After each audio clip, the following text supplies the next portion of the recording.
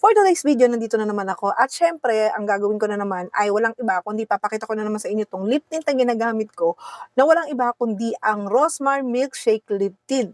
Siyempre paborito ko talagang pakita 'to sa inyo dahil ito yung isa sa paborito kong lip tint na ginagamit. Dahil nga napaka-pigmented nito. Imagine sa ganito kaliit, sobrang pigmented niya. Ang dami ko ng na-try na mga lip tint, pero ito lang talaga ang ginagamit ko lang paulit-ulit. Kaya tignan mo, ganyan lang yan, 'di ba? Tapos 'pag hinline mo 'to sa labi mo, ay naku, sinasabi ko sa'yo, tingnan mo siya, ayan, 'di ba? Halos magteterno na siya ng damit ko, napaka-pigmented talaga niya.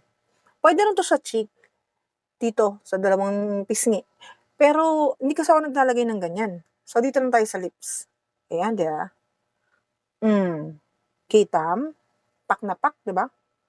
So ito, transfer proof at kiss proof din 'to. Pero siyempre, do'n tayo sa realidad na antayin mo muna siya matuyo.